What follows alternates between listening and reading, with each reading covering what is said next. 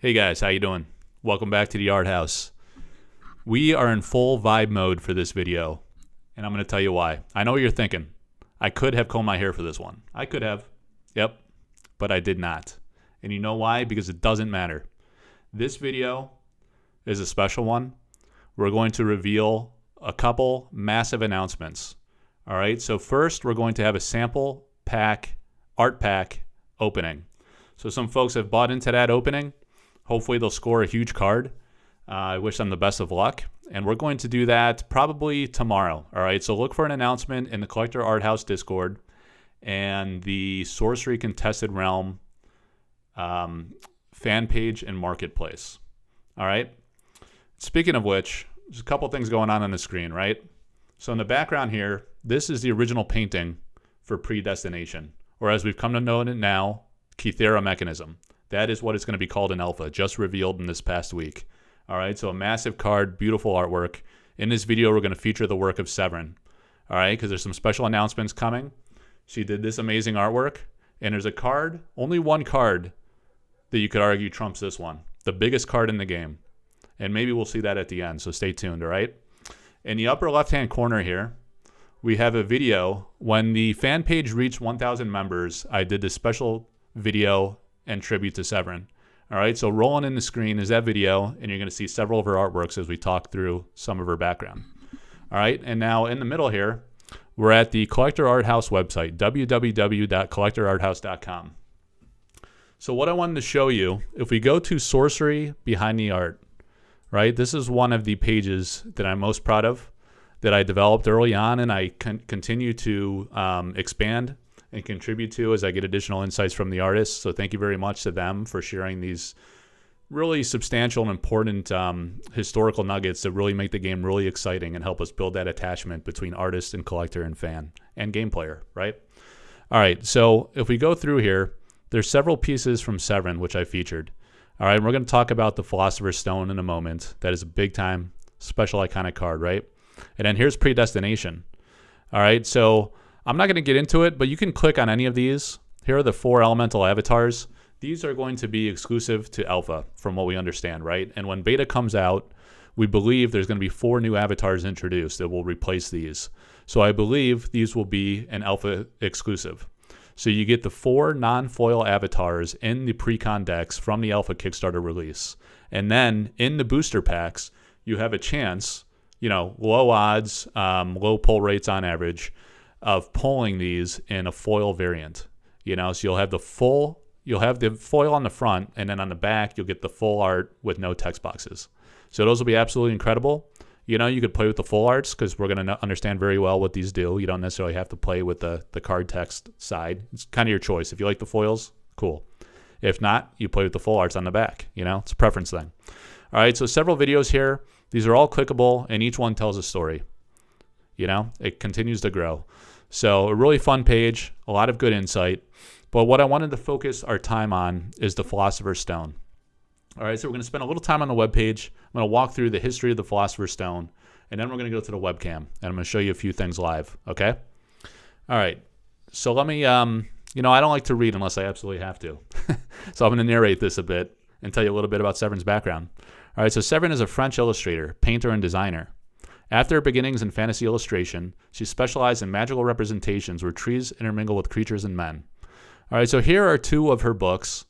Actually, this is one book, and then there's another one that comes up later. This is called Sombre. And within this book, I actually had a copy. I guess I could have pulled that out and showed you that live. I think I actually did that in another video if you go through the archives.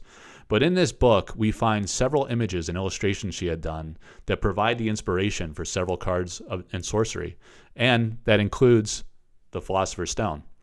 All right, so this is an award-winning publication that she did. She has many award-winning publications, tons of beautiful art, and as it says here, she likes to mingle creatures with men and women.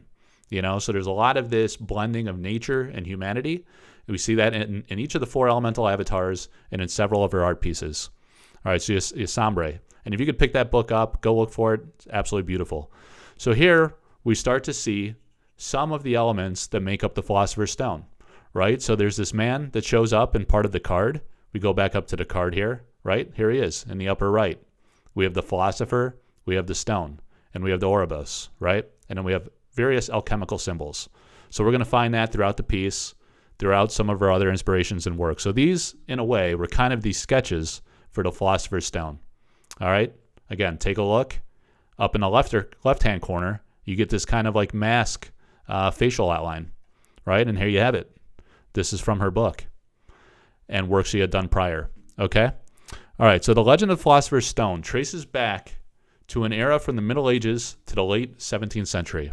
At the time, it was the most sought-after goal in the world of alchemy. I almost said alchemical.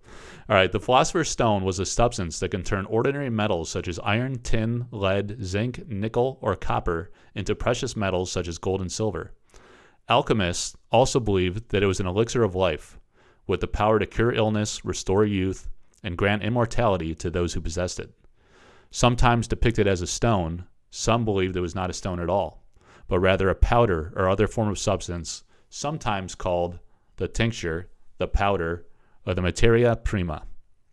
Extensive studies by alchemists exploring countless substances in their laboratories resulted in the formation of a base of knowledge that would span the fields of chemistry, pharmacology, and metallurgy, thus having a profound impact in the science field. All right, and this actually right here is the original image, a scan or a photo, I'm not quite sure actually, but this is the original painting of the Philosopher's Stone. And you can see how beautiful that is.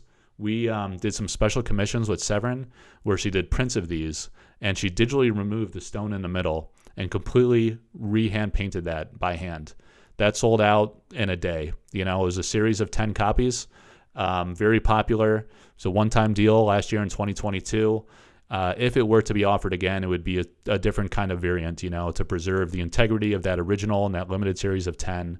It would have to be a different design where perhaps she embellished some of the other elements, but not the hand painting of the stone, or at least not exactly the same as the original. But anyway, I digress on that. That is the Philosopher's Stone.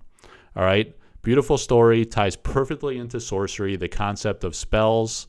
There's a lot of alchemical themes throughout the game, and a lot of the card titles and the illustrations and artworks and the way the game plays, you know, the 4 elemental avatars and the types of effects and spells that they invoke on the realm. All right. So an iconic artwork, beautiful backstory, amazing artist, Severine Pineaux. All right, let's get the video rolling again, and we'll show her art rolling through, okay? And now what I'm going to do is pull in my desktop camera. All right, we'll put that aside, get my cracked iPhone out of the way, and here we go. Item number 1, an art pack sample pack. Now, there are very, very few of these that we know to exist, so I'll recap again. We saw one box of these by Simon, who was a former employee of the company, and he kind of just had it casually in one of his YouTube videos. It was really cool to see, and we're like, wow, look at that. A whole box of sample cards, 36 packs, art packs like this, right?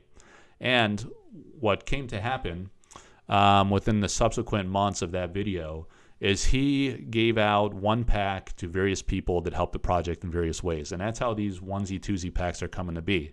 We had an auction a few weeks ago. One sold for $4,500, a sealed pack like this. And there's a few others out there. You know, there's been 2 that have been opened on YouTube. There's one that I have in my closet, secured, that I'm not selling, I'm not opening. That's going into the vault, all right? This one is from another one of those lucky folks who received one of the packs and decided to offer that for a pack break. All right, so there's 15 cards in this pack, right? Contains 15 trading cards. And what we did is we sold those slots from the pack. There was about 8 folks that bought in, right? And some bought multiple slots, all right? So to increase their odds of hitting the hit card. In each pack, you expect to see 11 ordinary cards, 3 exceptional cards, and 1 slot that will have an elite or a unique card, one or the other, right? And the odds on average of pulling a unique are 1 in 5 packs, all right? So it's pretty low odds. There's only about, we're estimating roughly 60 uniques in the alpha set.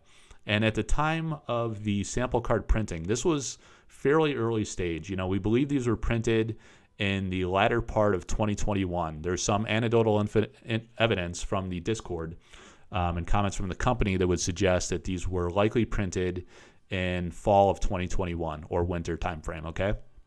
So at that stage, the game was very early development. So a lot of the cards in these sample cards are very raw early stage. You know, in many cases, the title of the card has changed, the game mechanic of the card, the casting cost, sometimes even the element type. You know, there's been very dramatic change. So the cards within these packs are very unique. They're very rare. All right, so there was that one box from Simon. And as I say, some of those were given out to folks across the community that helped the project in various ways, right? There was one other booster box that was given to Team Covenant, you know, and they opened through a series of videos. They featured the game. They did a very good job creating a lot of excitement, opening the packs, and playing some games with those sample cards. All right, and now they're offering those through their Arthurian Legends subscription, where they will include one card with your order from them, right? And, you know, there's only so many in that booster box. If they have more subscription orders from Arthurian Legends, you may not get one. You may get unlucky. But several folks are going to be getting one of those cards. There was about, I want to say, 10 or a dozen or so maybe that they decided to give to their employees around the holidays. So maybe like 10 or so of those cards will not be included in that. So some of the premium cards, right? But there's a lot of premium cards that they pulled because every single pack had that unique or elite slot, right? So that is quite a bit, up to 36. Let's say the employees took 10 to 12. You're still going to have 20 to 25 elites or uniques in there that'll be given out to folks at random. So that's pretty special. You know, there's not going to be a lot of uniques, mostly elites, because there's only, you know, if you're lucky, maybe a handful of uniques per box on average, maybe a little more than that. But anyway, this pack is the one that will be opened. We're going to do a live event. I will announce that on the Collector Art House Discord and on the Sorcery Contested Realm fan page and marketplace group. And those links are always included in these videos, so please come join the community. Those are very active communities. We all love Sorcery. We talk about it all the time in a very positive light, you know, because we love it. So there's been a lot of angst and frustrations with delays to the alpha release, but, you know, we don't really digress in toxicity. You know, it's not fun for anybody. So we're more fans of the game in these forums, and we like to feature the special things going on. Appreciate the project, the unique aspect of all traditional hand-painted art, unlike any other TCG. You know, it's really incredible, and it's really exciting. All right, so we have the pack, and again, I will be announcing that soon. All right, so I'm going to put that aside, and then got a couple cards in, right? And these cards were pulled from the sample packs, either the silver packs or the art pack. I'm not certain, but the provenance is strong. The person that is offering these is a credible source. And there's two uniques, right? I'm only going to show one of them now. So what we're going to do is we're going to do the sample pack opening. That'll come first. And then soon in the future, we will offer one of the grails that was teased in the thumbnail of this video, right? So in the thumbnail of this video, you had the Holy Grail by Tony Sulo. And I thought that would be fitting for the reveal of two grails. You know, the art pack, which is exceptionally rare, sample packs, and who knows what's inside. Could be anything. Hopefully, again, a big hit. I really hope somebody wins something substantial. And then we have this one. And this is not going to be part of the pack break, just to clarify. It'll be offered at auction soon. I will announce a date for that as well. We'll likely do that after the pack break, maybe next weekend. And we'll just anxiously await that. Maybe I'll share some of the videos, you know, this video reveal, and then the article for the Behind the Art. You guys can go read that, enjoy that. And maybe I'll post again the link for the Asombre book where I kind of flipped through and showed you some of these artworks. So here we go. The biggest card in all of Sorcery, called the Black Lotus of Sorcery, for its monstrous, powerful relic effect you could play in any deck, and is seeing significant, massive play in the meta right now, and expected to be extremely relevant, extremely powerful. The Philosopher's Stone. Absolutely gorgeous artwork, super iconic, special card, special artwork from Severine. A unique relic is the magnus opus of alchemy. And now something interesting about that, this is actually an error on the card. If you look at the alpha version, you can go to the Collector Art House, www.collectorarthouse website, and look at the type line text here. The type line text is the line above the game mechanic. And what it will say on the website is the unique relic is the magnum opus of alchemy. All right, and here it says Magnus. So that was a typo that has since been caught and will be different for alpha. So you have a couple different elements of unique rarity here. For one, this is a unique card. The odds of pulling this in the packs is extremely small. We're going to have 1 in 5 packs of the 244 packs that come out with the Kickstarter fulfillment, right? And 1 in 5 out of 244 is what, roughly 48-ish uniques. And you could hit any unique of those 48. So, and there's roughly 60, right, in the full set. Since this was early stages, I don't suspect there was 60 in the print file. Let's call it half of that, 30, right? So 30 out of 48 total, the odds of pulling this card or many copies of this card are infinitesimally small, extremely small, right? So this is the only known one that has been pulled to date. And I got to imagine if there's more, we would know about it, right? And we're very plugged into the community. It's a small community right now. But this, again, is considered the Black Lotus of sorcery by many. The bearer of this stone is a spellcaster. The controller's spells cost 1 less mana and require 1 less of each elemental threshold. Amazing card, amazing effect, universally relevant. It's a relic, so you can use it in any of the elemental decks or with any avatar, any deck at all. And the artwork is simply amazing. You know, it was one of the first we fell in love with, one of the first artists we fell in love with, Severine Pineaux from France. You know, so that's really special, guys. I want to do a special video of reveal and share that with everybody. I will post images, you know, along with the video. So it's going to be really exciting. It's going to be a fun auction. Someone's going to own this card.